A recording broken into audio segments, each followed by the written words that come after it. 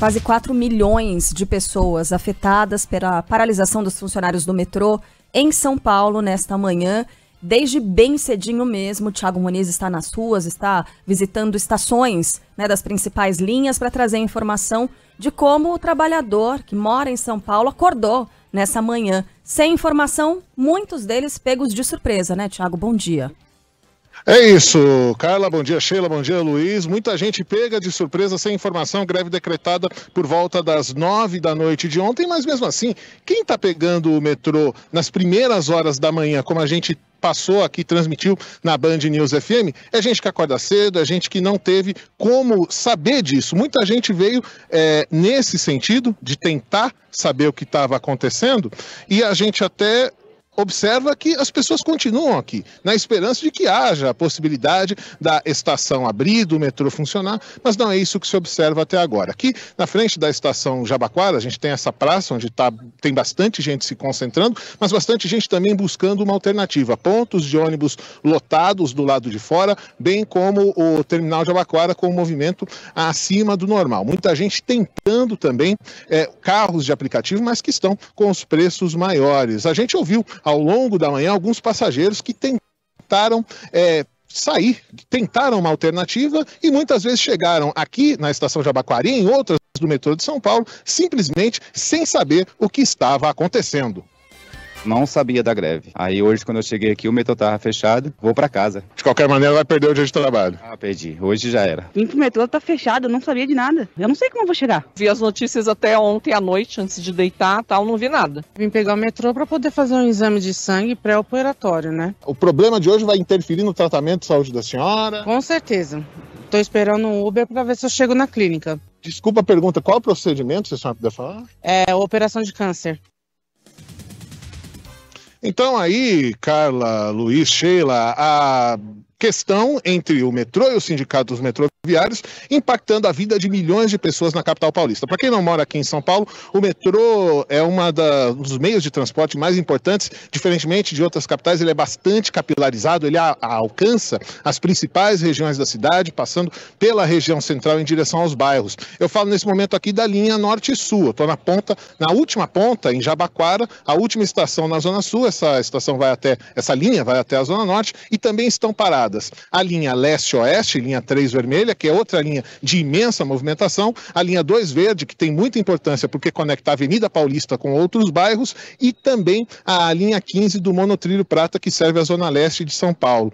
Nós conversamos ao longo da manhã de hoje também com o diretor de operações do metrô de São Paulo, Milton Joia, e perguntamos a ele se era possível que o metrô abrisse as catracas, porque isso até foi colocado por meio de recomendação pelo Tribunal Regional do Trabalho da Segunda Região, numa audiência de conciliação. E foi colocado, o metrô até queria que fosse colocado um quantitativo mínimo de passageiros. A magistrada responsável, então, recomendou que as catracas pudessem ser abertas, mas o diretor de operações do metrô, Milton Joia Júnior, não entende dessa maneira. Se o metrô abrir as catracas, a demanda provavelmente será infinitamente maior do que numa condição normal. O que vai acontecer? Uma provável insegurança para o nosso passageiro e também para o nosso empregado. Então, hoje nós refutamos essa alternativa. Refutamos por segurança.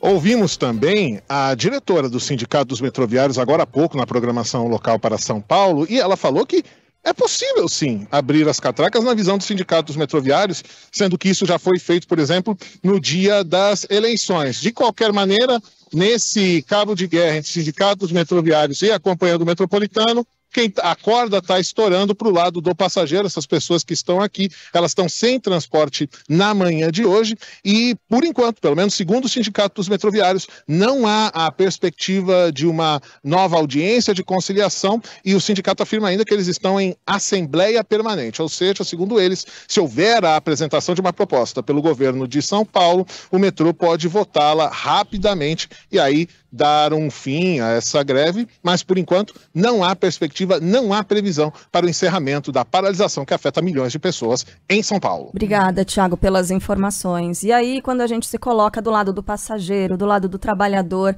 chega um monte de crítica dizendo, mas sindicatos são importantes, né? São pedidos que são importantes para essa categoria, isso sem sombra de dúvida. É claro, né, que os trabalhadores eles têm que ser representados, eles têm que colocar o que está faltando nas condições de trabalho deles, né? Ok.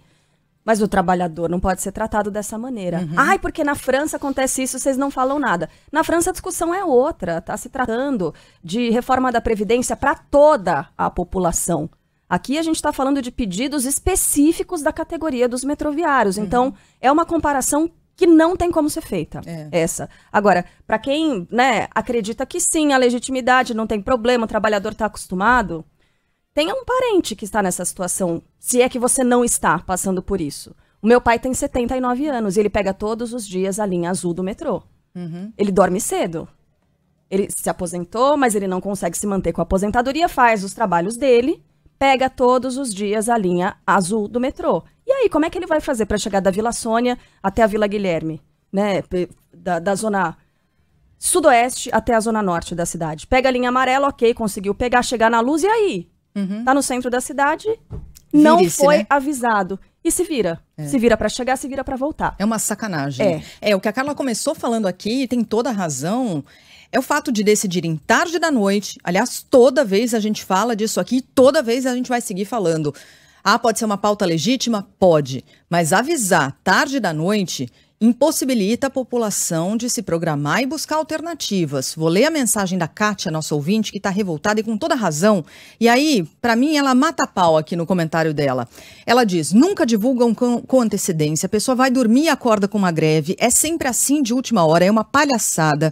Eles ficam dizendo que a greve é para o nosso bem, sempre foi a favor do trabalhador, porém, ela foi sempre a favor do trabalhador, porém, esse tipo de greve que ferra o povo, eu não apoio. Ela diz aqui, não é aceitável que não divulgue informação com antecedência para a gente se programar no trabalho, com compromisso, com reunião, com exame médico. Então, ela tem toda a razão. Falou tudo aqui a Kátia. Faz todo o sentido mesmo. É uma sacanagem com o trabalhador, com quem precisa chegar ao seu compromisso. A questão é o tempo, né? É isso. É o aviso com antecedência. Porque pautas legítimas podem levar a greves, a paralisações. Isso é do jogo. Os trabalhadores estão lá querendo botar comida no prato.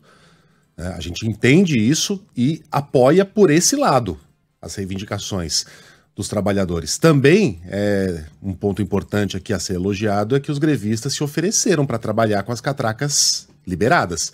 O metrô não aceitou.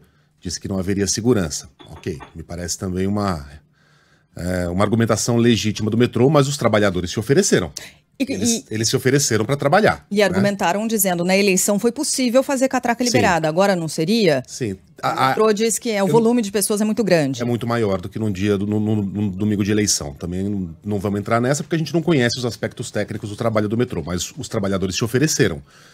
E ontem, de manhã, houve um aviso de que possivelmente haveria uma greve, tá? Fique ligado, busque informações, só que não dá para você liberar essa informação depois das 10 horas da noite. As pessoas acordam às 3 horas da manhã, muitas, para ir trabalhar em São Paulo. Então, não é aceitável. Aqui não está em jogo nem em discussão a legitimidade das reivindicações. Aliás, tenho certeza que elas são legítimas. Mas o método, como sempre, da maneira como o trabalhador fica sabendo do que acontece na cidade dele. Ou ligando o rádio às 13h30 da manhã, ou dando de cara com uma estação fechada por uma grade. Não é aceitável. Bom, para quem não sabe, São Paulo tem um esquema de rodízio de veículos, né, em que carros não podem circular uma vez por semana, de acordo com os números das placas, 1 e 2 na segunda-feira, 3 e 4 na terça-feira, e aí por diante até o 9 e 0 na sexta-feira. Hoje esse rodízio está liberado, as pessoas vão poder circular não só de manhã, mas durante todo o dia. O rodízio, para quem não sabe, vale nos períodos mais movimentados das 7 às 10 da manhã e das 5 da tarde às 8 horas da noite.